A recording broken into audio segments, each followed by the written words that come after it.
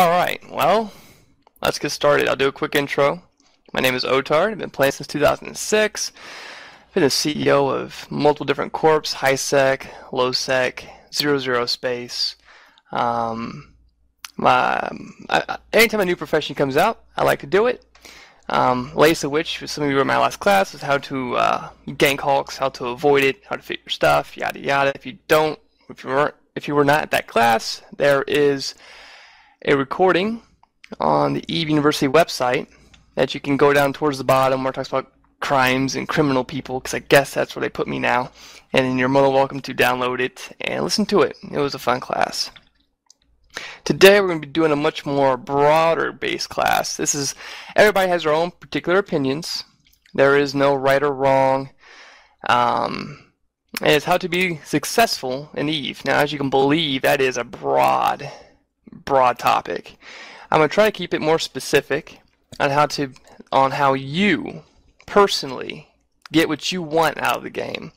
As for being successful, people are going to tell you, you got to be the Matani, or you got to be, someone who owns an alliance in this big chunk of space who everybody knows, and you read them on evenews24.com or something. Somebody who has a name, and you go, oh, I know that guy. Cadolum. Oh, yeah, I know that guy. I think he runs this alliance. You know what I'm saying?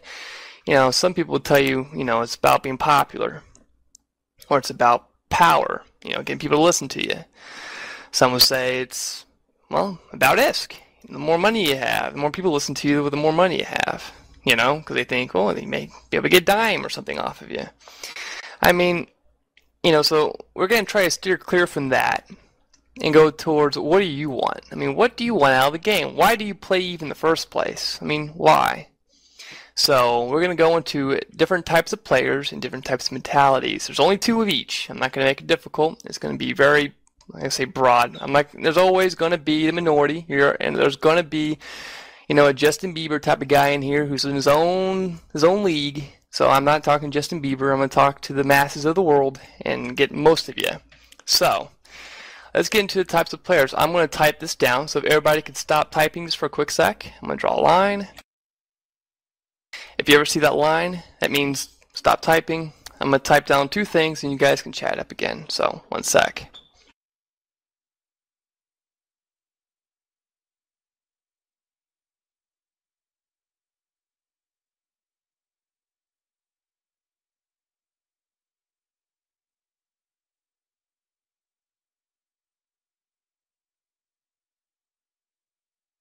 Alright. Now, as you see, I've written there, these are the different types of people. You are, most likely, two of these things. You have players, different types of players. You're either a leader or you're a follower. It's about mindset. Eve is a mindset game. It's not like someone can walk up to your house and beat you up if you don't like him. You know what I'm saying? You always walk in the bar and some guy walks up and says, hey, you, get lost. Now, if he's like, 5'2", 110 pounds, you go, ha, okay, fine. But if he's 6'10" and 800 pounds, you can be like, dude, okay, see ya. See, in Eve, it's nothing like that. There's no physical, I'm going to beat you up thing unless Incarnus someday let you do that, which would be awesome, but I doubt it. So for right now, it's about mentality, right? So, what type of mentality are you? Are you a leader or a follower? Are you a group player or a solo player? You're going to be one of these things. You're going to be a leader and a solo player. It's just you. You like to do your own thing. You're single-minded. You have to work with nobody. You may be a follower and a group guy. Most times like a corpy, someone who feels secure in a big group of people. So I have a couple examples here. So let's go with a leader and a group guy. Someone who likes, to be his own person in a big group of people. Good examples of that as a CEO or an alliance leader. Someone who, is kind of the classic want of power. Now, that's not always what it is. Sometimes the CEO is kind of like just your normal guy who likes to, I really don't know. Every CEO I've always known has always enjoyed, that leadership role. You don't really ever have the sheep leading the shepherd. You know what I'm saying? Usually the CEO knows what he's doing, and he kind of guides people towards, a single path to where they all have fun. It's usually how it goes. Sometimes you do get the sheep that's the CEO, and you kind of go, whoa. But it's not very often, I assure you, because it's just the mentality. A good example of a leader who's a solo type of guy would be, like a high-set ganker. It's usually somebody who he does something that forwards a trend in EVE without needing anybody's help. It's kind of like he does his own thing and it catches on with other people. Like I said, high-set ganking, for example. That's you don't need anybody else, rarely, and everybody enjoys watching you do it, and they try to do it themselves, type of deal. A good example of a follower and a groupie would be like a corpie or a fleet member. Most times, 9 times out of 10, this person, wants to have fun. They go with the flow. They don't care about politics or who does what or who says what, who's in charge, who tells them what to do. All they want to do is shoot stuff, have fun, mind a group, whatever it is. They're just here to log in, smile, laugh, log off, go to bed. Which is that right there is probably most of the game. Most of the people in EVE like to log in, make money, shoot stuff, and go to bed. There are very, very few follower solo players. There's just not many of them. The only really profession I can really think of is like a trader. Or a trader is somebody who, they have to follow the market. They don't get to make any forward fashion trends. It's very seldom. They usually die to high-set gankers, who would be the solo leader type of people. Another follower slash, solo guy would probably be like a solo roamer. Someone who steers clear of the fleet, steer clear of people, and is kind of going cloakies and blow stuff up on a gate by themselves.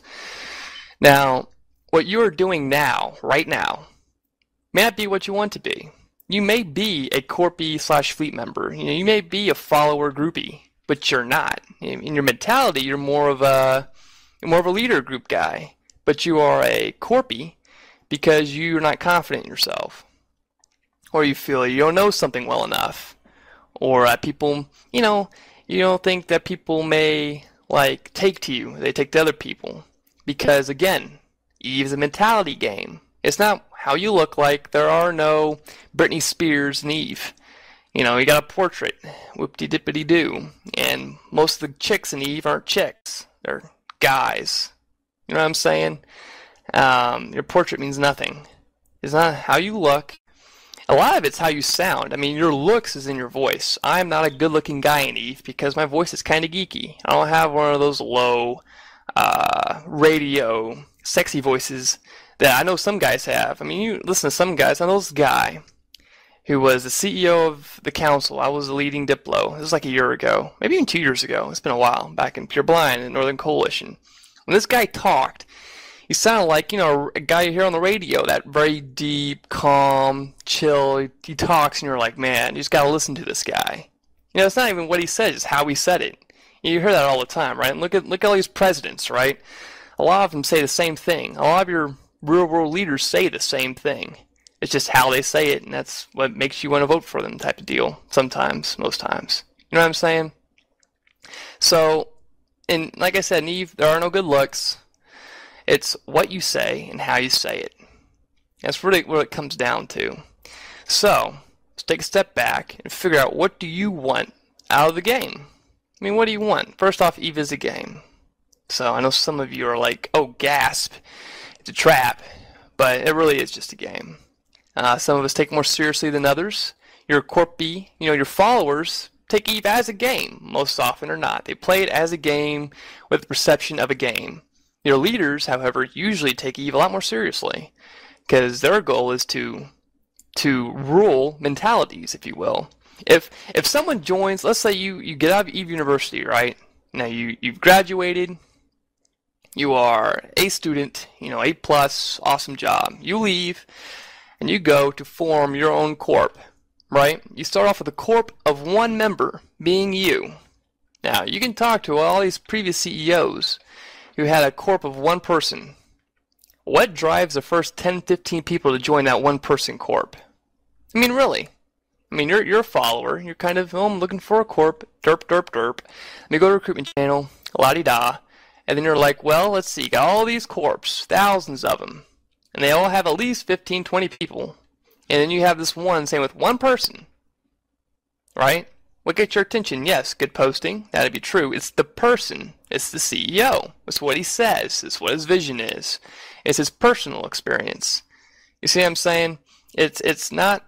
It all comes down to that one person. So when you grow a corp from one to however big it becomes, it's because of your CEO. I mean, look, Eve University is a prime example. I mean, Eve University started off at one point in time with one person. Just one. And now they have, what, 1,500 people? And another thing you got to realize, look at, all of you should be able to appreciate this. You can go to the eveuniversity.org or whatever it is, look at their website, right? You know how much typing there is on that thing? I've went through about all of it, just kind of scrolling through it. Someone had typed all that junk down, all of it. It's all good stuff. While most of you at this time probably even touched that thing. You're probably logging in, shooting stuff, having fun, relaxing, chillaxing, and yet there's some guy who took it upon himself to make a website with all that information on it that benefits you guys. That's the difference between a follower and a leader. A leader, I've known so many CEOs, I was in that boat for a while. I never undocked from the station. I was too busy, playing the game to make sure my corp was functioning right. You see what I'm saying?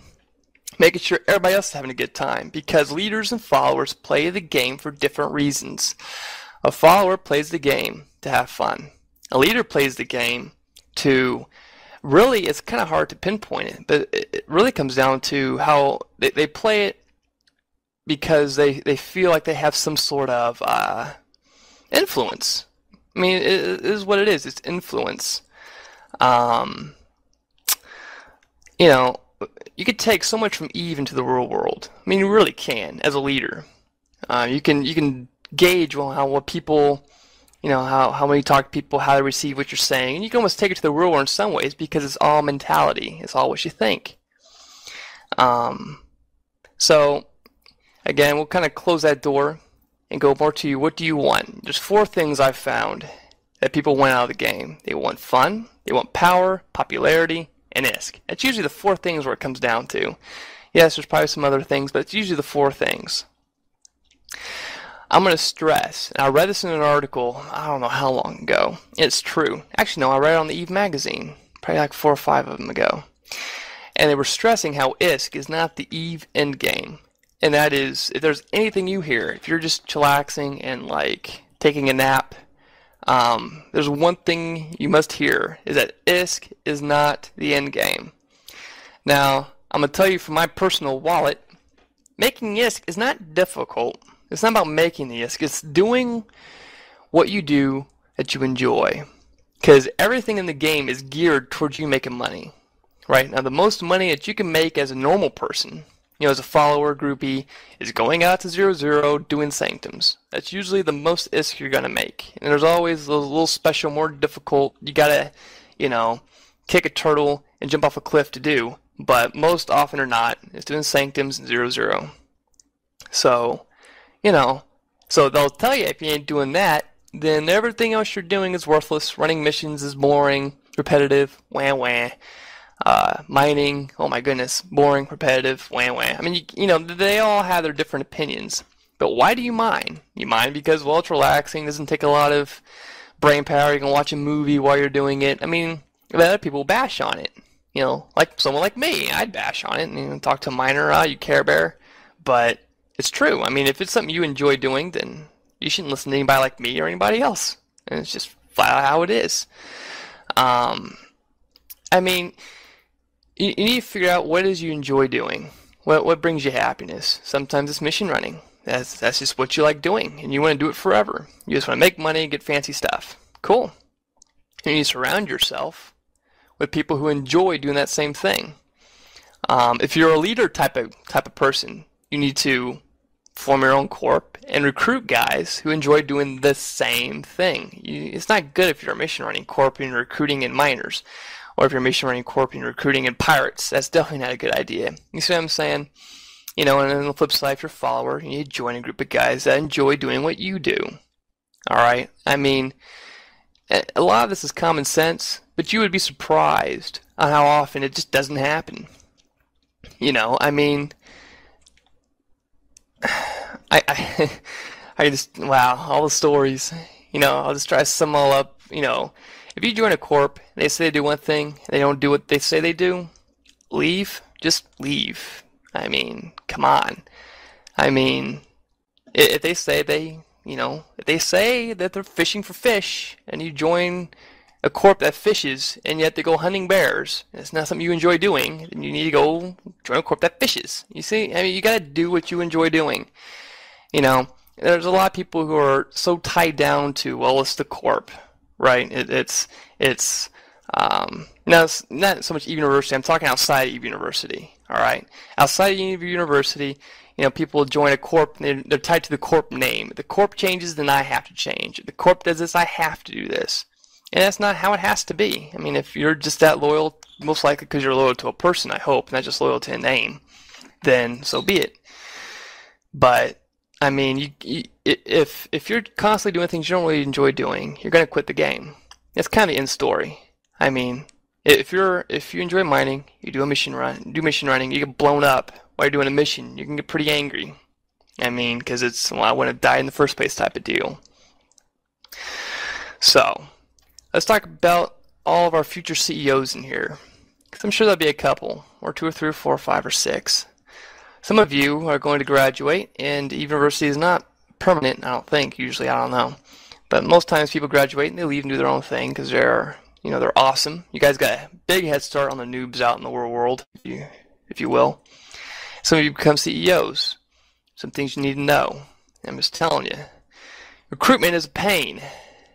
It's a pain. Now, you guys will go into the recruitment channel here at university, right? And they line up and they wait weeks to get in here. Weeks. All right? They got a line probably longer from here to continental Europe.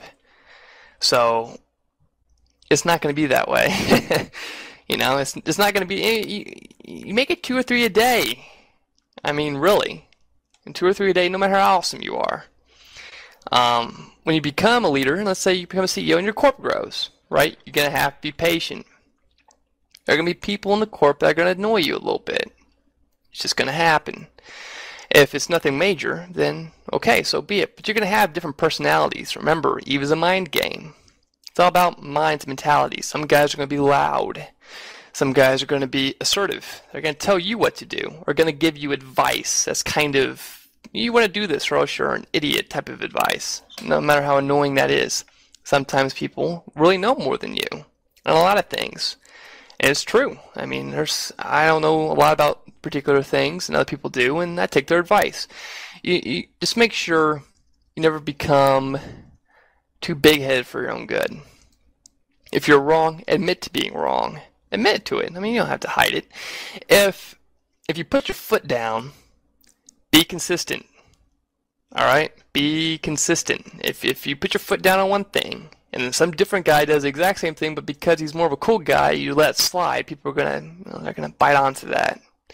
And it's gonna undermine your whole entire thing. It's like running a government is what CEOing is. I mean, if some guy gets to shoot somebody and doesn't go to jail, but another guy goes to jail, then what good does that do? Doesn't do much good at all. Always check APIs. You'd hate to bring in a guy who has another character in 0-0 Alliance and just kills all your guys. You see what I'm saying? If you're a follower, if you're corpy, some guy wants to have fun, give your leaders a break. Sometimes they're wrong, and they don't mean to be, but sometimes they are, and you need to give them the benefit of the doubt. There's reasons why they do stuff, I assure you. There's always a reason. It's not that they woke up and decided, well, all these hours and hours of hard work and all these days and weeks of going to bed and thinking about what I'm going to do tomorrow, I'm just going to throw it all away. That's usually not what goes through a CEO's mind, because they put a lot of personal emotions and work and time. Again, I'm just going to go back to the Eve website, look at that thing. You know how much time that took? I'm sure it took forever. Over a long period of time, I don't think your leaders are going to be like, well, screw this thing, I'm leaving. I'm going to go and do something else. It's highly unlikely because they put a lot of time in it, a lot of love. Don't go against the grain too often. If you find yourself having to fight every decision that ever comes out of the leadership caucus, if you will, leaders huddle up in their secret room that no one ever gets to go into, and they come out, and they start speaking French, saying that you have to speak French, and you're going, well, this is lame. If you find yourself always disagreeing with whatever goes on, you need to go somewhere else. You need to go places that you enjoy being in. Because, you've been playing it for years, most likely. If you want Eve to be long term, you're going to play it for a while. And you want to not get burned out. You hear that term all the time. CEOs getting burned out, right?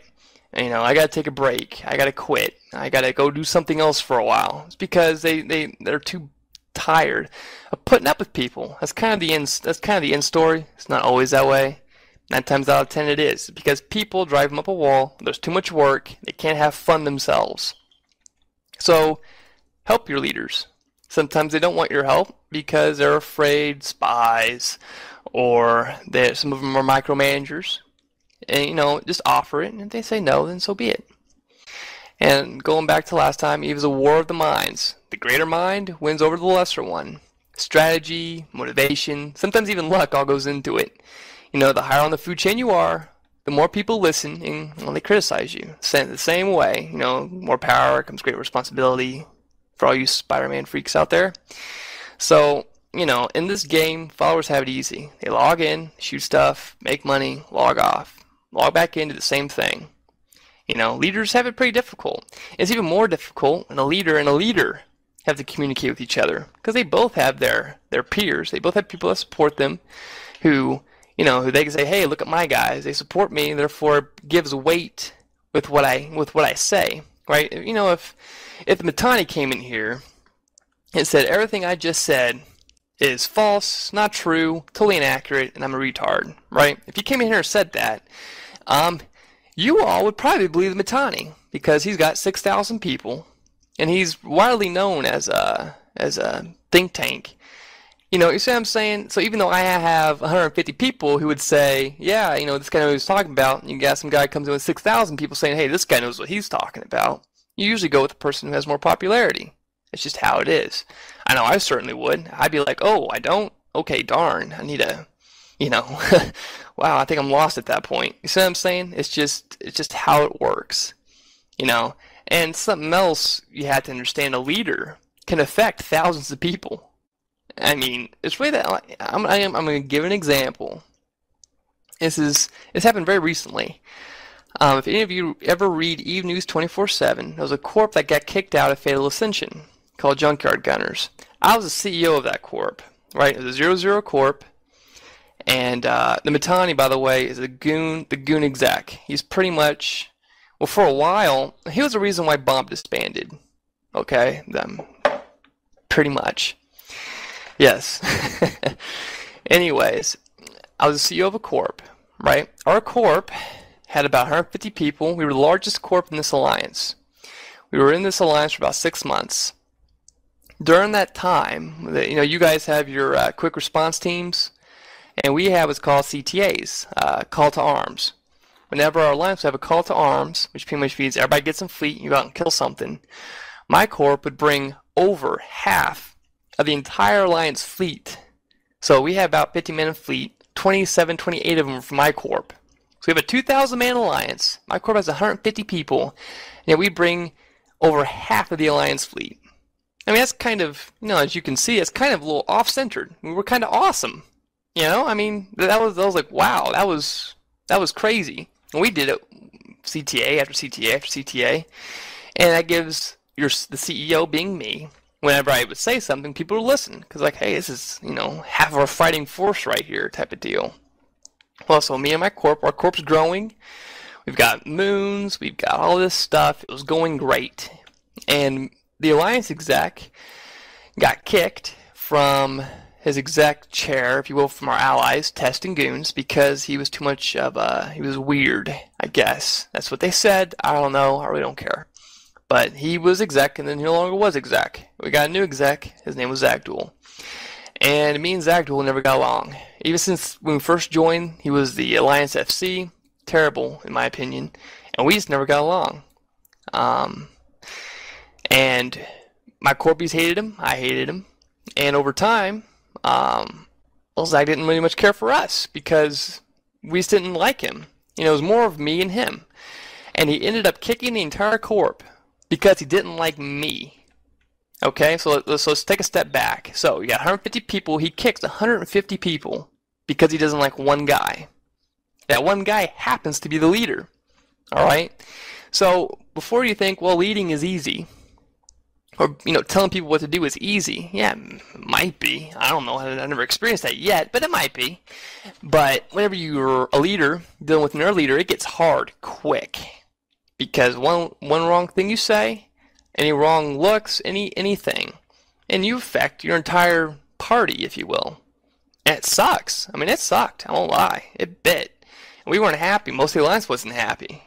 I think FA went from like 2,400 people, and now they have they had 15. Then they got a corp that got kicked from some other alliance, up to 17 or something. So, Zach is not exactly one of those open-minded individuals who takes criticism very well.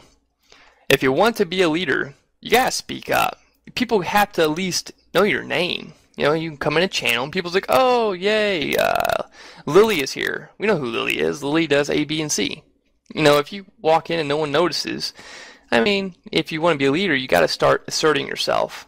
You don't have to be a dick, or you don't have to come in and say, you must listen to me, or else, what you're saying is wrong, what I'm saying is right. If you don't listen to me, you're all going to die. It's not about that at all. The best way to do it is, well, be an FC.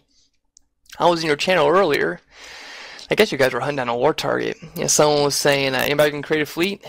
Anybody gonna create a fleet? Create a fleet? Anybody? Anybody? It's kind of like, later, every once in a while people we don't have a fleet up. We don't have a fleet up. And I'm thinking, well, the guy who's asking, why not just do it yourself? You can put a fleet up. You don't have to be the FC. Just create one, say, here it is, join it. And you'd be shocked on how much people start noticing you after that. I mean, FCs, like I said, the perfect way. If you don't want to be a CEO, but you're kind of a leader type of guy, create fleets for Pete's sake. That is so quick to get you noticed. It's ridiculous. I mean, gracious. And if you're gonna be an FC, don't be a lame FC. Basically, have fun. Don't be the guy walking. Don't be Adolf Hitler. Don't listen to me or else you die. I mean, have fun. Sometimes you gotta take risks. I mean, if your fleet's kind of being boring, I mean, ask your guys, hey, you guys want to take, we might die, do you guys want to go out and do X, Y, or Z? And if they say yeah, well, go do it. You may get massacred, but who cares? If they give you the green light and you have fun, then that's all that matters. In short, you can be a leader, be respectful, right? You're never too good. Something I learned the hard way. You're never too good. Yeah, a leader is never good enough to not be needed. Even though my corp brought over half of the fighting force, we weren't good. We just weren't good enough apparently. And FA's still there; they're still alive. So it's not like they all fell cascaded. So they didn't need us. They liked us. They didn't need us apparently. You see what I'm saying? So never get too cocky. I'm just telling you from personal experience. Don't get too cocky. It's not good for anybody. Even if you feel that your leaders are wrong. You gotta, there's always a ways to go around it. Don't talk to other people, talk to them. If they say, well, you're wrong, most likely you are wrong. Because they know the big picture. They're not going to share everything with everybody for security reasons. So in closing, again, it's 2230. I pretty much nailed it on the head again. EVE is a sandbox. You create its future, right? You don't have to be rich or famous to get what you want. If that is your goal, then, well, I guess you do. But if you're like most people, you want to have fun, and you want to make ISK and do what you do and to enjoy what you're doing, then so be it. But when it all comes down to it, at the end of the day, EVE probably won't be around here forever, even though it sure does seem like it sometimes with all the stuff they're bringing out. And you got to make sure you know who you are. And when you play other games, you shouldn't have to change your game style. You know what I'm saying? You shouldn't have to go to another MMO and be a totally different person from what you are in EVE. And that's pretty much it. At this point, I'll open it up for questions. Feel free to ask about anything for that matter. Geopolitics, our leaders, styles, Russians, anything, feel free. Was your corp the one that was kicked because they thought that you were going to join the Russians? No, that was II3, I think, LL3. I can't remember their name. I kind of remember their ticker. Um, no, they were in Test Alliance, and pretty much what happened with them was that they were joining the Russians, and they did. They joined Radian, and then they got kicked from them just like a couple weeks ago because they were failed apparently. My corp went in, took all their took down all their bosses, and took their moons. And while I'm thinking about it, someone brought up the Russians earlier, and like I was talking about with mentalities, right? You have NC, it's kind of the Care Bear mentality. Everybody makes money, makes lots of money, and they're all about making money, pretty much. And you have the Russians who are communist. They take everything. Their members don't really make a lot of money per se, but they're given a lot of stuff, like supercarriers. They're given tons of supercarriers. Some would say RMTing, whatever. Yes, some that's true. But in short, I mean, NC, if it was about the money aspect, NC would be way on top. But the Russians are winning because with their mentality, their leaders took everything. Everything. The followers didn't have much of anything. The leaders took it all and distributed it. And that turned into Nix's, basically, which now the Russians have a beast and super carrier fleet, and NC kind of, well, it died because it went from making a lot of money to where all of its assets were getting hammered on. No one showed up. Their capital fleet got destroyed right off the bat repeatedly, and well, that's that. Kind of short story. How do you keep your corp motivated and still positive? That is actually, I can't believe I even touched on that. That's an excellent question. Rewards. Now, I know some of you are like, oh, wow, back off, so you gotta give people stuff? No. Yes and no. Our corp, what we would do, and it worked, like, beyond what I thought it would. What we would do is, we were in 0-0. So we would say, okay, 3 days a month, 3 days, I'm setting the tax to 100%. All right, so the tax being 100%, we're all going to get together. We're all going to be in a big ratting fleet, Tengus, and all of our flashy stuff. We're going to be, linking YouTube videos, having a fun time, and killing rats. Okay, the corporate usually bring in about 5 billion in those 3 days. We would then say, all right, once you make the highest rank, because we would have a ranking system in my corp, or my previous corp, I should say. And every month, if you were a good corpy, you were active, talkative, went in the fleets, that was it. Every month you go up a rank. I think you could achieve the highest rank in 7 months. It was on the Navy system, recruit, third class, second class, first class, chief, master chief, or senior chief and master chief. And once you hit the highest rank, you got a free carrier or dreadnought, whichever one you wanted. So people, and then we also had one where if you were the top PvPer for the month, we give you a free Dray meal. Basically, the theory, it's not even really a theory, it's fact. Back when the Army, I guess, back in the olden days, when they do something awesome, you get a medal. Back then, they give you a bigger paycheck. And they found that soldiers were more motivated to get those medals, Medal of Honor, Purple Heart, than they were money. Because money, let's face it, like ISK, it goes too quick. You can get people ISK, but it's not tangible. It's not something they can see. They see a number smooched into their other numbers, and it's easily forgotten. But you get that person that free Dray meal, that Dray meal usually lives for a while, and it's a constant reminder of how they got it. That dreadnought hopefully will last a long time. You see what I'm saying? This thing's being tangible. You send out alliance mails, if you have a website, you make a post, this is our top killer, or this guy made the highest rank, he's a great guy, you go through some of his achievements, and that's things that motivate other people, because people like to see other people who deserve to be promoted and deserve to be praised get praised. You see what I'm saying? Because that, well, if I ever hit that point, I'm going to get some little recognition myself. So, pretty much keeping things motivated, that, and you want to have an identity. My corp, we did a thing, this was not my idea, I assure you, but someone said we should all get mohawks. As soon as the Incarnate came out, we're all getting mohawks. So I said, fine, okay, let's do it. So every chicken guy in the corp had a mohawk. It didn't do anything. I mean, it's not like we got more DPS from it. We didn't go any faster or any more agile on our ships. But, it was about that identity. And it was just something funny and and it's kept, the motivation was high, pretty much, because we all had fun. I mean, that's what it all comes down to, is having fun. If no one's having fun, no one's motivated. How did you manage to keep your corp funded?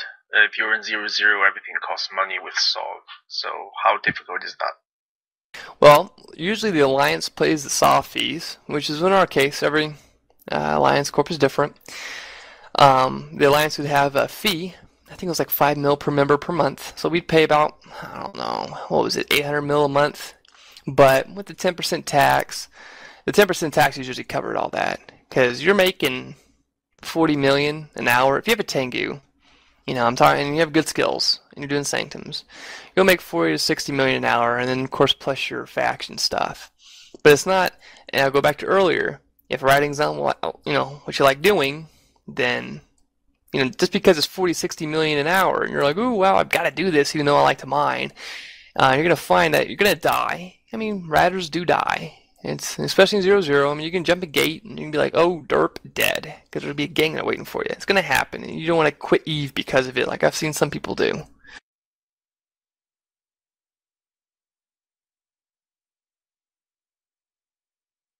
Yeah, but funding in 0-0 is usually not a problem. And I mean, high sec. I mean, before Junkyard Gunners went out to 0-0, we were a high sec corp. I think we were at high sec for 3 months.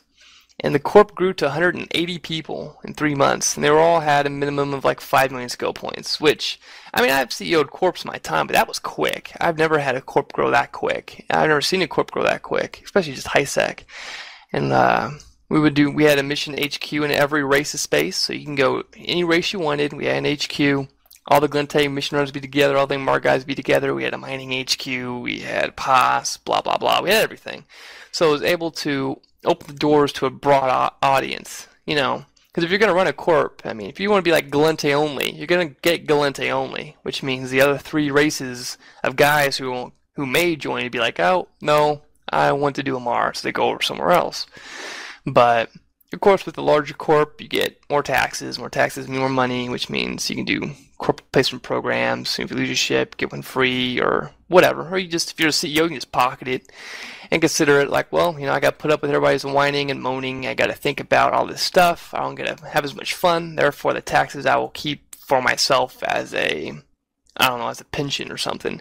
And I mean, members are like, well, Yar, that ain't fair. He took my taxes and he gets my taxes. Well, I mean, he feels like it, yes. And you also got to remember, I mean, this guy is putting up with a lot of stuff. I mean, this is the minute we all know those people in the world who are annoying and who are high maintenance, and the CEO 9 times out of 10, well, 99 times out of 100, really is the guy who has to put up with it. And they don't get to have as much pure fun as followers do, because your CEO is too busy making sure everybody else is happy, or because they're afraid of losing other guys.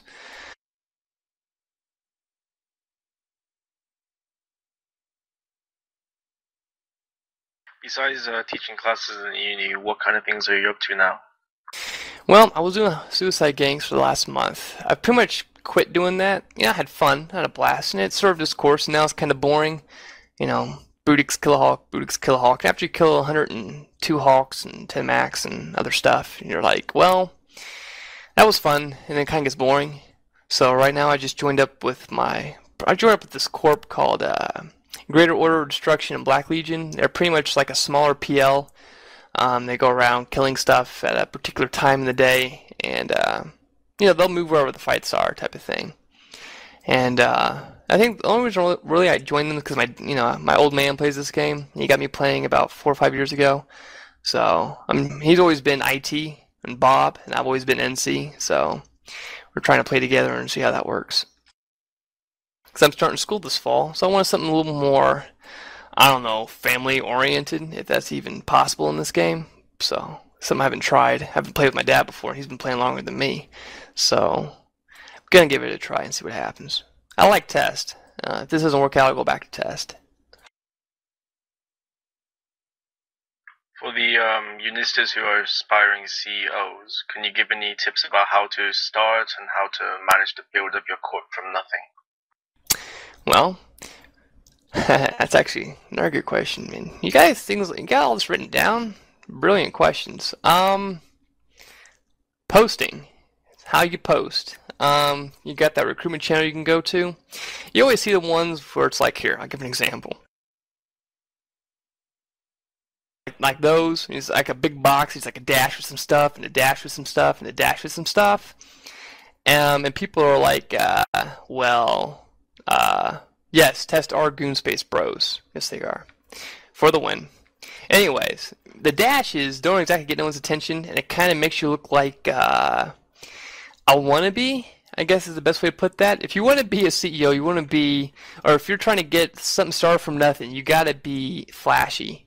You got to use the little flashy symbols. You can always right-click, copy, and paste, and then grab the symbol and copy it, and then put your your big blob next to it, like the little bullet holes, or you know what I'm saying. If you ever go to the recruitment channel, you'll see what I'm talking about. The cool lines, the cool graphs, that type of thing. You want that because it's all about being different and standing out. And dashes, which you see everywhere, or little stars, are just kind of lame because you always see them. So the more different, the better.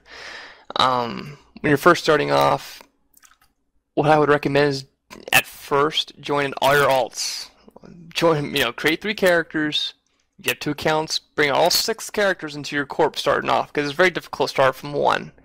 It just is. If you get 6, they think, whoa, 5 people joined and they thought blah blah blah. So he must be saying whatever's true. And then later on, when you get enough like 30 people, you can kick your 5 alts. If you want to, I don't know. I always do. But pretty much from starting with nothing, you want to use the recruitment channel. You want to use the forums, EVE Online forums. Post them on the forums. Bump it every day. Be online. And, yeah. And you're going to have to post every 4 posts. Don't post too often. Every 4 posts. And, I'm a recruitment beast. I'm so used to it, and you're going to hate it. I'm not going to lie. They're going to combo you, and they're going to know everything, and you're going to answer the same questions over and over and over again. What you want to do is to get a sticky, right? Because they're going to join and they're going to be like, well, tell me about your corp, and you're going to facepalm because, man, that's a lot to type. So what you want is to go ahead and type everything out on your sticky, your in-game sticky, and my corp's blah, blah, blah, and give us a couple paragraphs, and then when they say, hey, tell me about your corp, you just copy, paste, copy, paste, copy, paste. Done. And then they kind of read it, and they're like, dude, man, either this guy can type or he's prepared. And that goes miles, because, a recruitee, they're looking for something different. They're looking for the guy who's got their stuff together. So if you're like, I don't know, or you're kind of taking forever to answer them, because you're doing other stuff. Because if you're going to recruit, you're going to put everything else on hold. It's very difficult to do missions and mission running. You can, if you've got an awesome ship. If you're always having to micromanage your mission running, recruiting is not a good idea. Because you want to devote nearly all your brain cells to it. Because they'll know if you're being half-butt about it or not. And you always make sure, what's the best way to put this?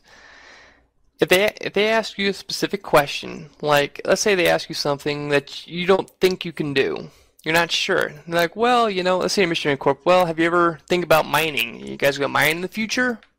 Tell them, yeah, it's possible. Yeah, I mean, if someone steps up to lead it, then yes. You see what I'm saying? Because I'm telling you, when I first started Junkyard Gunners, it was a mission running corp in Galente space. That was it. That was all it's going to be. And you can guesstimate, you're going to get about 30 people per activity. That's something I've just figured out. You're also going to get a 1 to 10 ratio of people online at once. If you get 100, so if you get 50 people in your corp, you're going to have about 5 people online all day. It's just another thing I've just found over time. And of course, with your uptimes, your active times will be higher. But usually it's a 1 to 10 ratio once you're in the groove and everything's the same old. So about 30 people per activity. So it was Galente, and that's all it was. Some guy in Amar said, hey, if I decide to leave the Amar area, would you open up to Amar? I said, yeah, sure, why not? So Amar guys joined in. The same thing happened in Caldari and Mimitar. And so you have 30 times 4 different types of mission running, 120 people. So my corp started exploding. And then the guy's like, well, let's do mining. Can we do mining at this particular spot? Yada, yada. I'll schedule the mining ops. I'll do this. I'll do that. Okay, fine if you want to. And then, voila. Then we had a big mining group. We had 170 people in less than 3 months. And it was, and it was still growing. The only reason why it went down a little bit is because we went out to 0-0 space. See, so I mean, you're not going to have 150 people all running Galente missions. It's not going to happen. So, you know, I mean, don't think, it's just not going to happen. You know, you get about 30 per activity. So we also do low sec roaming on the weekends. We kill pirates. So that was another 30 people. I mean, so basically my corp had about a 250 peak mark. Because after 250 people, I mean, there's just not enough. As a CEO of a corp, how do you deal with not burning out? Ah, man, who are you? X up here in the lecture channel. I'm not on this character at the moment. Okay, in well, game at least. You look familiar. Anyways, another great question. Not burning out. I ran corps in the past. Before this Junkyard Gunners, I led 4 different corps. All 4, the same thing. I started it, grew to about 50, 60, 70 people. I got burned out after about 6 months and joined a different corp and fiddle around. And then I'd form another corp, 60 people, get burned out, rinse, try, repeat. With Junkyard Gunners, I'm like, well, I'm just going to do Galente and that's it. I'm not going to get burned out. I refuse to get burned out. And then as more people want to do more stuff, and the more mission range you have, the more money you make. I mean, taxes. CEO, they like to see that corp wallet get bigger. I mean, let's face it, corp taxes are good. Money is good. Funds all your fancy stuff. Because let's face it, as a high sec corp, 9 times out of 10, your CEO is taking everything. He just is. Because to be fair, and he's putting up with a lot, and he had to put it all together. He's got to do all that recruitment. He's got to talk to everybody.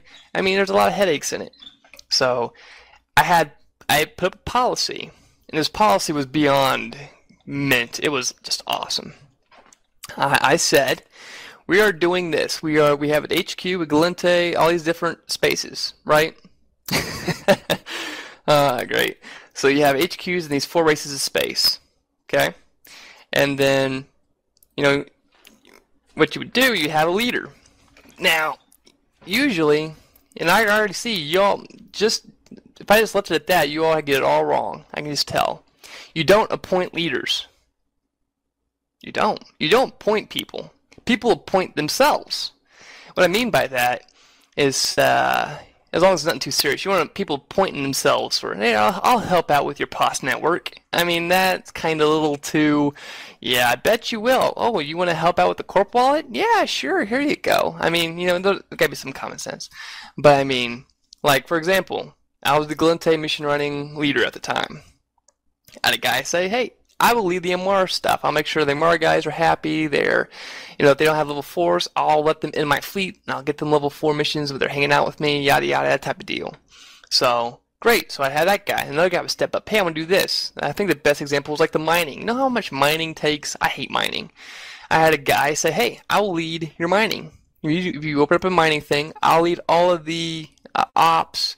I'll take care of all the miners. I'll even buy them free ships, blah, blah, blah. I had another guy pop up. Yeah, I'll be a support. I'll support this guy. I'll create op and he's not on. That another guy step up. Yeah, I'll support him too. I'll create an op and he's not on. And then I had to worry about nothing. The only thing I would do is log in, run Galente missions. That's all I did. Run Galente missions. That's pretty much it. And everybody else was doing what they enjoyed doing. I had a guy step up. Hey, I'll lead Corp PI. You see, so it all comes down to it. And something very important. If people step up, you gotta let them run the show. You can't have some guy step up saying he's gonna lead planetary interaction, and then you put your hands in it. You let him run it how he wants to run it. Period. Everybody has a style. If he says, I take everything, and then I'll give you guys a cut, so be it. If he says, I don't know, I'll micromanage everything. Whatever the style is, as long as it's not stealing from nobody. That's all I worry about. Well, as long as it's not ripping nobody off. Who cares how he runs it? Everybody's happy, and there you go. So if people step up to do something, you gotta let them do it. Like later on, I opened it up to low sec mission running, and I had a couple guys step up to want to be an FC. I'll let them. We die all the time, but who cares? When I was online, they'd form a fleet, go out, they die or win or lose, and who cared? You know, there's always ISK to be made back, you know, and you always gain experience either way if you win or lose. So, you know, there you go. How do you, oh, sorry. Oh, you're fine. How do you survive a major setback to the corporation? And if you answered this already, I'm sorry, I came a little. No, you didn't answer it. Like getting kicked from FA? Well, either not so much kicked from FA. I think I did hear that part, but like, let's say you have a corp that's got been in some place for a while, and somebody else comes in and just totally face punches you, takes all your crap, and walks all over you. And like a corp thief. No, well, even corp or pos bashes and just annihilates everything. Okay, yeah, I got you. Well, there's a couple of things you can do to protect yourself from that. So we'll get into the protection part, and then if it happens, we'll go from there too. Because I actually had that happen once. Oh man, see, now we're getting to my horrible noob past. Anyways, oh man, that brings back some terrible memories. Whew, okay. Well, I guess we might just get right into it. If someone steals your, okay. Alright, I had a guy join the corp. Check his API, he was cool. This was back when I was running a corp called Armored Core Incorporated. We were just a high-sec group, about 60 of us, and we had a high-sec POS. I put the POS up because I had like 8.0 standings at the time with my other character. I put up a POS. And once you put up a POS in high-sec and you join people in your corp, your standings drop, so you can't put down any more POSs. Most of you guys know that. If you don't, feel free to ask people who would like to explain it to you. But pretty much when you put up a POS in high-sec, you can't put up another one. If it gets taken down, you're just screwed. And my entire corp was based around this POS. We had Blueprint Network, we had manufacturing in it, all kinds of stuff. We kind of hinged on this thing. It was kind of like almost like our, I don't know, almost like a flag of some sort. It's kind of like, this is what we're proud of. And I had a guy join, and he said, hey, I need I have a POS in low sec, and I need rolls to make sure it's fueled. I'm like, well, and if I just give him, POS fueling rolls, it'll be fine. So I did. Well, some of you guys who actually know how POS mechanics work, he came to my POS because he was actually a PL alt because he comboed me with his PL main later. And he had a second character. And he emptied the POS of all of its fuel. And 15 minutes later, the POS shields dropped. And his friends came in and shot everything. Shot the research labs and everything. And took everything. And unanchored the POS the whole 9 yards. Because once the POS is out of fuel, you can unanchor everything too.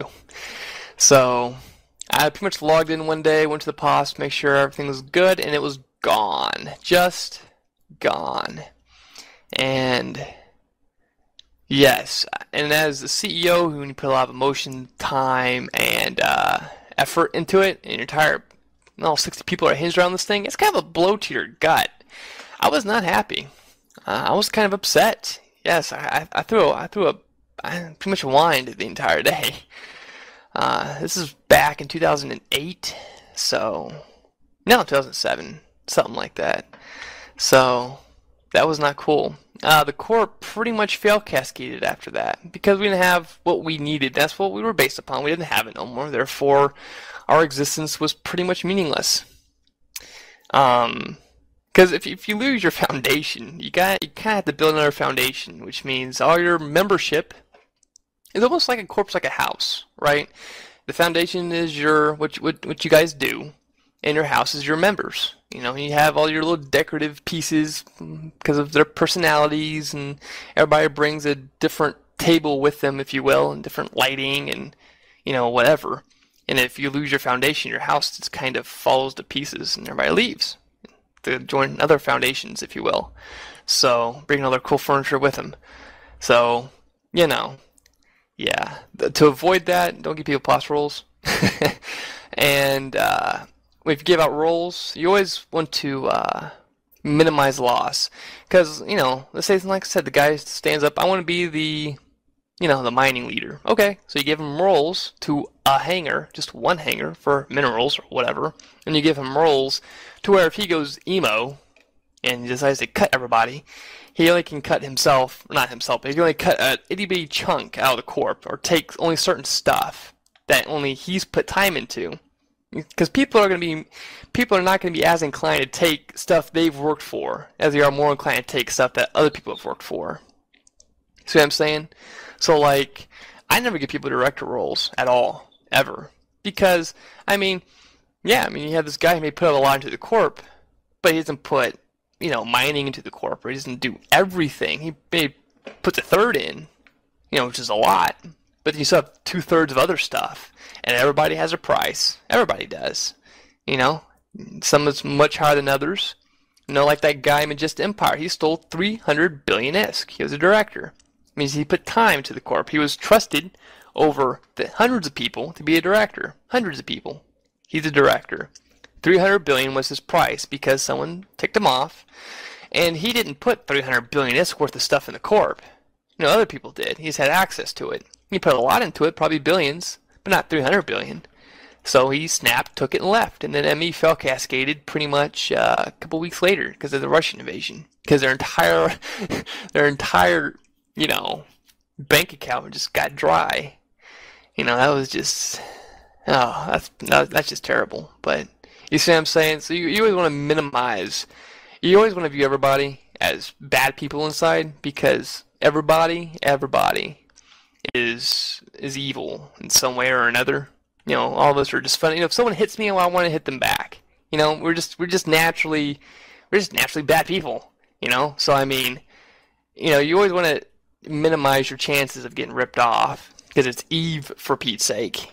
It's minimized as much as you can, because time changes, people change, and sometimes things get repetitive and they want to do something else, and before they do something else, they want to get a nice big paycheck and go on. Machiavelli? I don't know who that is. I guess it's a philosopher. I don't know. How does a HiSep corporation he was a really move into... mean prince. He was the prince. Okay. Anyways, what was your question? He was what was your question again? How does a HiSep corporation start to move into 0-0?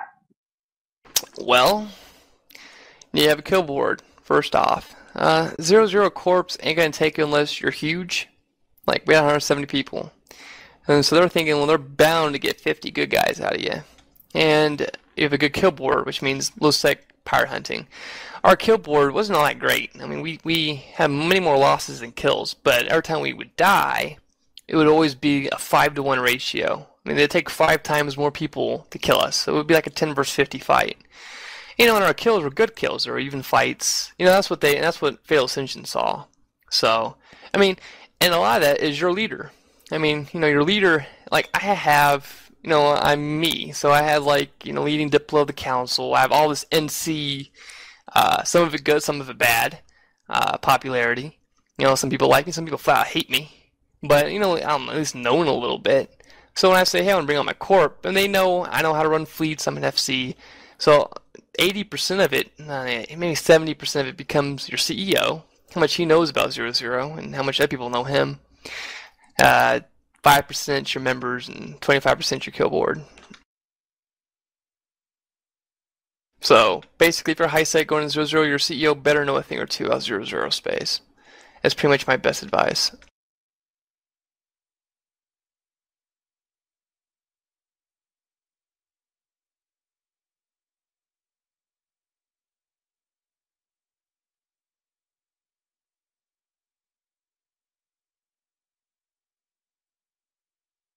Yeah, I think that's true. Unless Eve Corps or Machiavellian. See, I actually disagree. The whole entire fearing, because we're talking about the real world here, or a fake world here. I don't think that's actually true. That people have to fear you to follow you, because it's Eve. In the real world, probably, because they can come over and nuke your butt and starve you and beat you and actually cause pain. In Eve, you don't really have to be scared of anybody per se. Sometimes there's a little bit of fear because you want to lose what you're doing, You know, I mean, you have to be doing you hate to be doing what you enjoy to do, and if someone comes here and says, "I'm going to take it away," and they can, then yeah, that causes a little bit of fear. But I mean, most often, if you're scared of somebody, you're probably not going to follow them. You're probably going to say, "Yeah, screw you," and go with somebody who you like to be around. Yeah, like if your CEO yells at you, you're like, well, I mean, if it's deserving, then take it like a man. If it's not deserving and he's just he's on his period, then he's on his period all the time, then go somewhere else.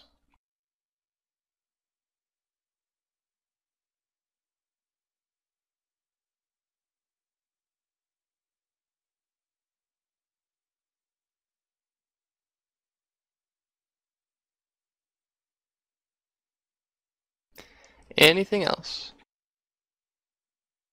But no, there's definitely different styles. You can be communist. I'll tell you, most Europeans and Americans don't like the communist style. They don't like their leaders taking everything and then giving them stuff.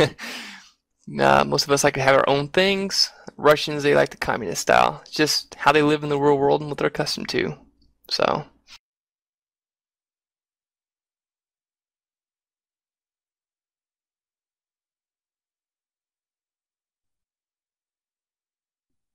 Is there any way?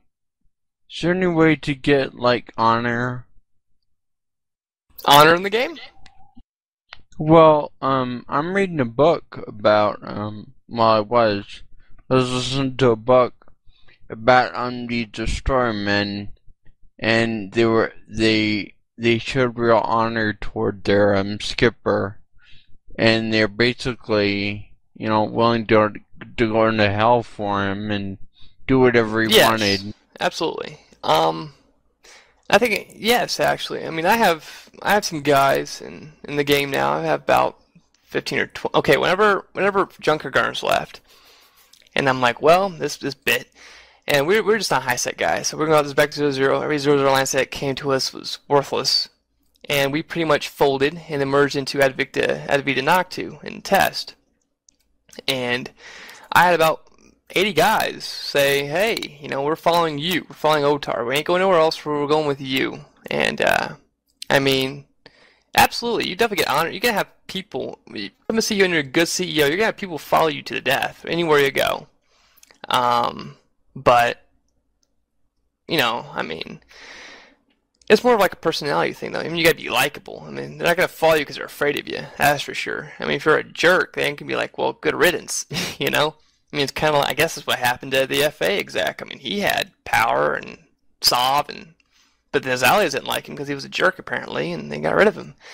So, I didn't exactly see that coming. It was a shame because the guy they replaced him with was just worthless, in my opinion. And that's where we got in trouble. So, I mean, it was just a lot of fail. But, yeah, there's definitely honor in the game.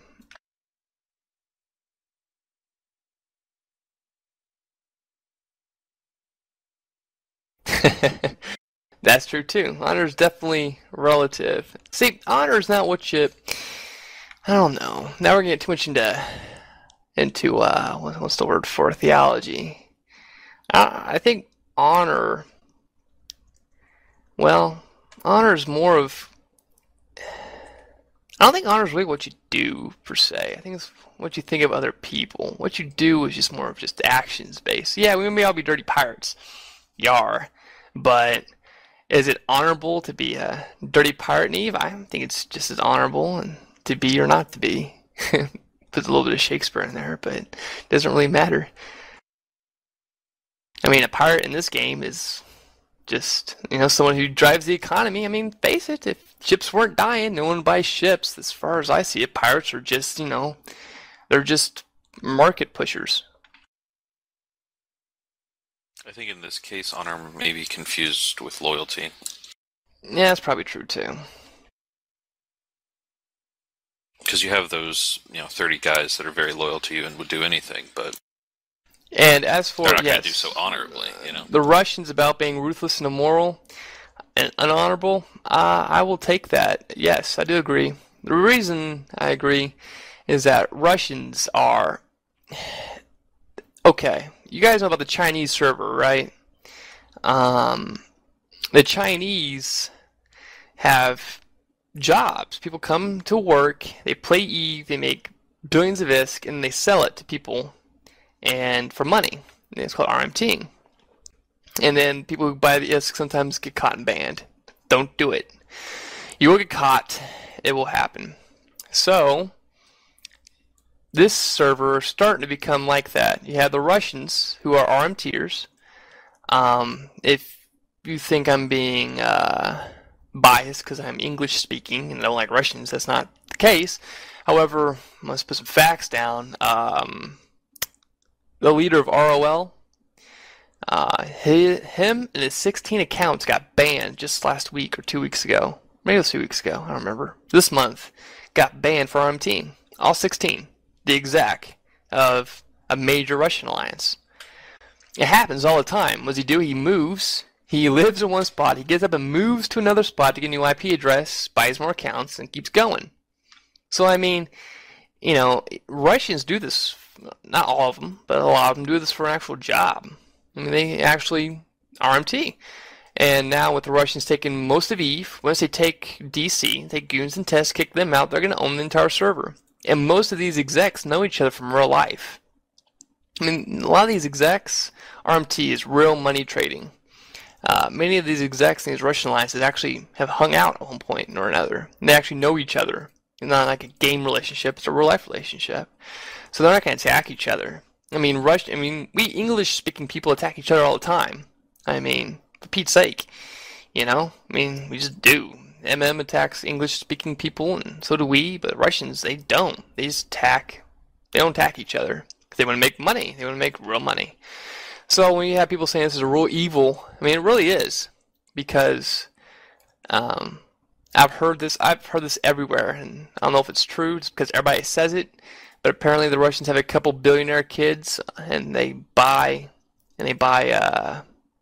plexes to fund their super carrier programs. That's what I've heard. I don't know, but I hear it everywhere, and I hear the Russians talk about it. So I don't know, but if it's true, then there you go. So I don't know, but yeah, to say I think the Russians are definitely worthless, not in real life, just in this game.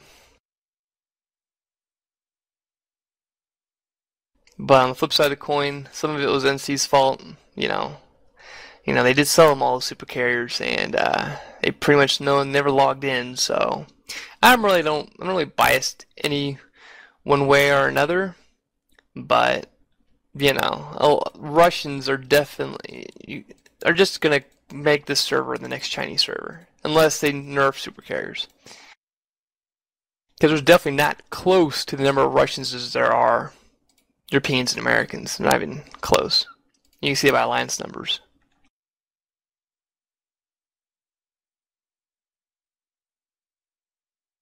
You're talking about moving up in EVE University.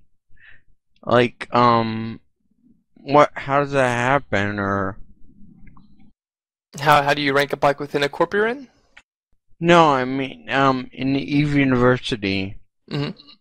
You're talking about moving up, and you know. Well, first off, I'm not an EVE University member. I'm just I'm outside the university. I can tell you that if you're wanting to become more popular, people know you more or whatever, and it goes for anybody. And I said earlier, I'll say it again, because I can't stress it enough, forming fleets will definitely get your name out there pretty easily. Forming fleets, talking, having an opinion about stuff. And, you know, being a team player, I mean, don't take the games too seriously.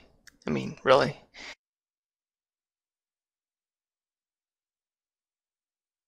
I mean, if you see a leader and he's doing repetitive stuff, like stuff that anybody can do, because okay.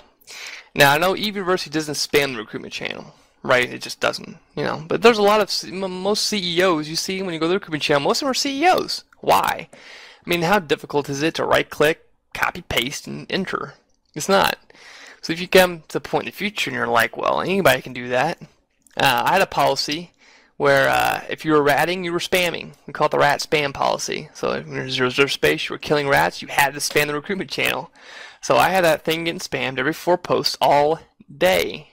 And, you know, I mean, you don't take anybody who combos you. You want to make sure they have good history.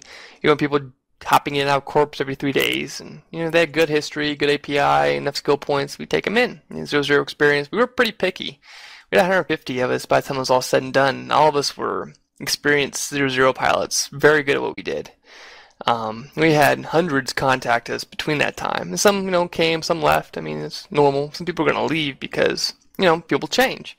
And sometimes the corp goes in a direction they don't really care for, and they'll do something else. And sometimes it's real life or college or, sometimes it's not always you. But, yeah, if you want to rank up, because I don't think university really has rank per se. I know they have like directors, but usually it's like graduate or, normal person, go out and do stuff and have fun type of thing. Because EVE University is kind of like a stepping stone, I think. I think Condulum, he can correct me if I'm wrong, but EVE University prepares you for other corps. So this university is not how everybody operates, or most, if not any. I really don't know. The more I think about it, I don't think anybody operates like the university. So most times a corp will have some sort of ranking structure. If it doesn't, you may want to ask if it does, because ranking structure is good in my opinion. The corp I'm in now, it doesn't. It doesn't have a ranking structure. It just has directors, leaders, and then everybody else. So.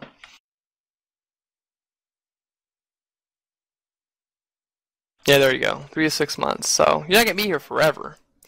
So you want to make sure to kind of have your eye on recruitment. Read the recruitment part in the forums, get an idea of corps you want to join, and play the game on something that you enjoy. If you want to be, a 0-0 or like a high sec or I don't know, PvPer, you need to start PvPing right now. I mean, what are you waiting for? If you want to be an FC, you need to start FCing right now. There's no better environment. Everybody here is new. So if you all die, no one's going to care because they expect to die, so just go and do it. And if you die, then so what? You make money. Don't fly anything you can't afford to lose. Don't fly a Macarial. If you can't afford to lose a Macarial, fly a frigate, for Pete's sake. I mean, Rifters are awesome.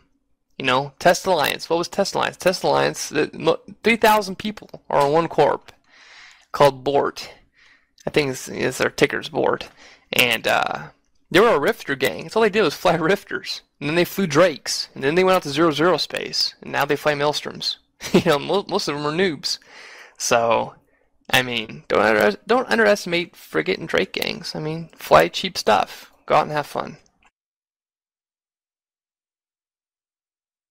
A ticker is like, if you click on Florence B and click on EVE University, or you'll see right there EVE University, and you'll see E-UNI, that's a ticker. A short name, if you will.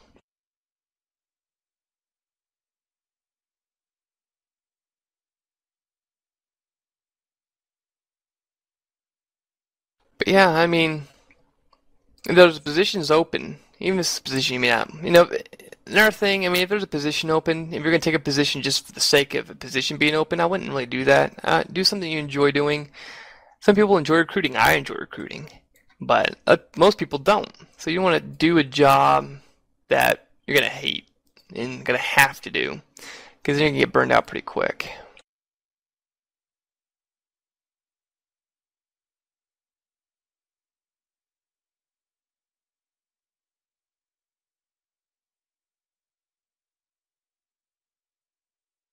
That's another good point. Player retention, touching on that. Yeah, people join and people are going to leave. And with retention, that lesser people will leave if you have more stuff to do. Like if you do Galente missions, people join in doing Galente missions, they want to do mining, you don't do mining, they leave.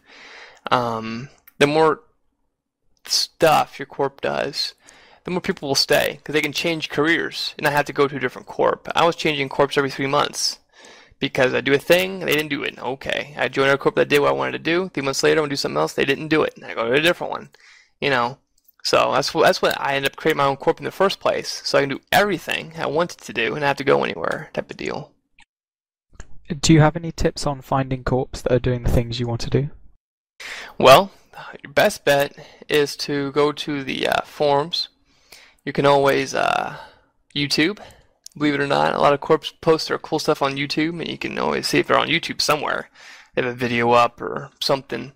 You want to talk to not just their CEO. If you have time to be picky, I mean, you can talk to the CEO, see what he says, and see if you can, find some of their members and talk to them and see what they say and see if it kind of matches up. But well, I mean, it depends. I mean, well, let's just use you as an example. What is it that you want to do? I want to go into 0-0 and do PvP. Okay, well, that right there is Battle of 0-0. You're going to have a hard time not finding a corp. Now, in 0-0, you're not looking for a corp as much as you're looking for an alliance. You want to find a good alliance. Like, I'm going to say test because I'm not in test right now, but if I want to go back, I can. I like them a lot. And they're very noob-friendly. Very noob-friendly. Compared to most. And noob-friendly 0-0 is not all that friendly. It's not EVE University friendly. I mean, but when it comes to 0-0, they're pretty friendly to new guys. The Exec Corp board would be a good one. They PvP, and they'll teach you the ropes somewhat. And, I mean, anywhere you go in 0-0 is going to be PvP. Anywhere you go, because they're all out to get you. So, just a matter of finding a good alliance, and after that, finding a good corp within the alliance that you feel. And, I mean, like I said, bigger numbers, the better. I mean, there's a lot of members in that corp. It's probably because they're a good corp, or else people will leave it. If you're going for a corp with smaller members, it's probably because people may join and just leave, or people don't join in the first place. Now, if they're brand spanking new, then obviously that's not the case, but I don't know of many brand new corps in the 0-0 space and good alliances.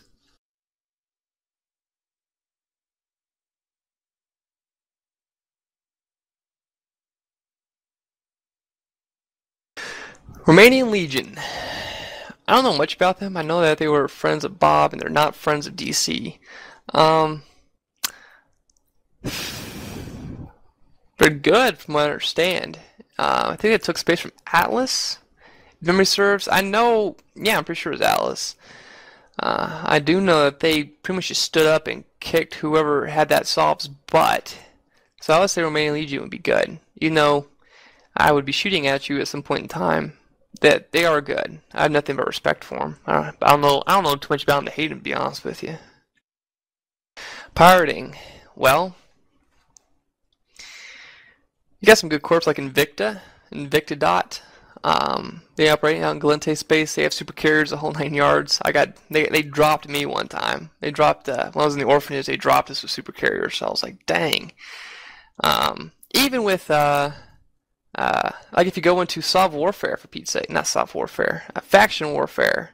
No, you can PvP in low sec all day and not take a sextas hit as long as you're killing the opposite faction. And you could pirate if you want to as well. I mean, you can do both at the same time. More targets. If you want to do pirating and get lots of targets, I would definitely encourage Faction Warfare. And most often or not, you want to go Galente, because Galente have a ton of pirate factions that do Faction Warfare. Caldari is kind of lame, but from what I understand, Caldari doesn't attack unless they're outnumbering you 2-1. That's just my 2 cents. I know the Amara faction is really good too. Mimitar is kind of worthless. Sorry. And I love Mimitar a lot. They're my favorite race, but their faction warfare is lacking. What about if you're more business-minded? Business in EVE? Like trading? Trading, manufacturing, research. Well, I will say this. When it comes to researching is good. I mean, you get a blueprint, you want to build something, research the blueprint, yes.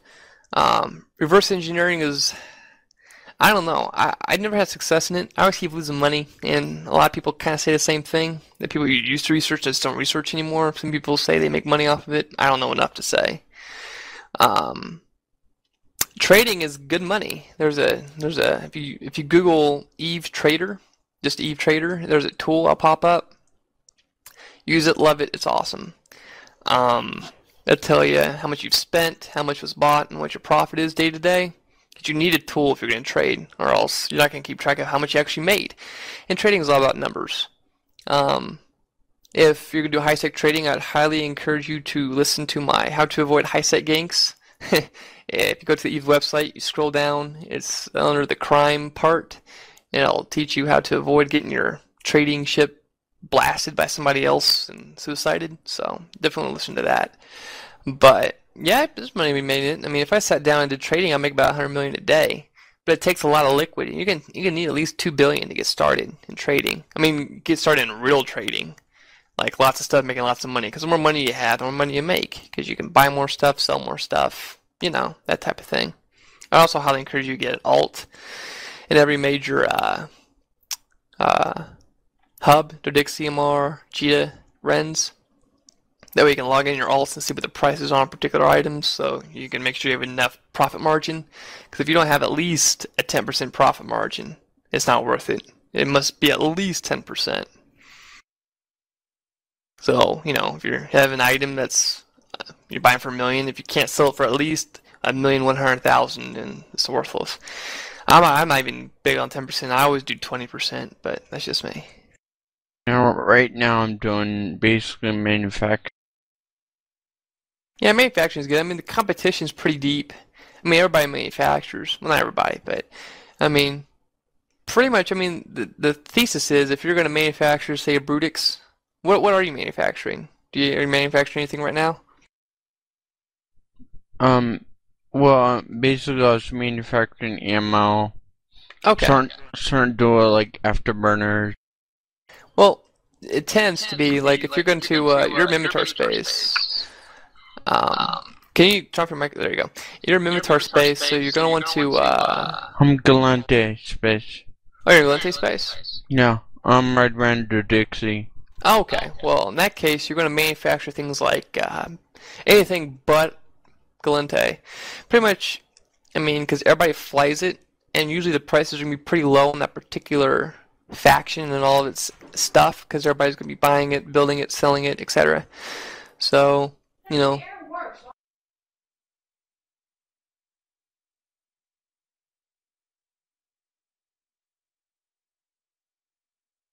Oh, one sec, gents.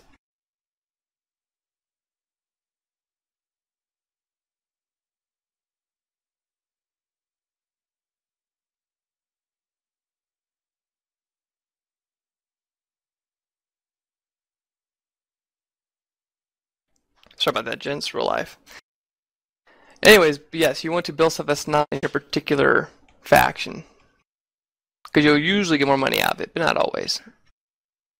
Okay, but like ammo, everybody uses the same ammo, don't they? Or yeah, I mean, I don't know too much. I don't really build ammo. I always build ships. So yeah, that's somebody else. I think with ammo it's kind of the same thesis. You know, if you build the opposite faction's ammo, then you'll usually make more. It'll sell less. You won't sell as much of it, but it'll be worth more. If that makes any sense. what about modules? Same thing. Build opposite faction modules because they sell more. Otard, Amar, and Caldari in your case. You won't sell as many, but it'll be worth a little bit more because you know most people are Glente. Oh.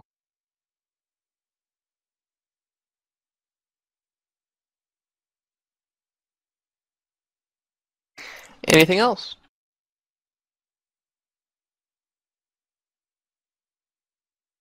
Well, okie doke. That was about an hour, or was it 2 hours? I can't tell no, about an hour and a half. So, I'm going to let you guys get back with what you do. I'm going to get off here and spend some real life time. If someone could post a link for that guy, it's in the EVE website, or the EVE University website, down towards the bottom under criminal stuff. Look for the Otard as the instructor, and you can find it there. Yep, not a problem.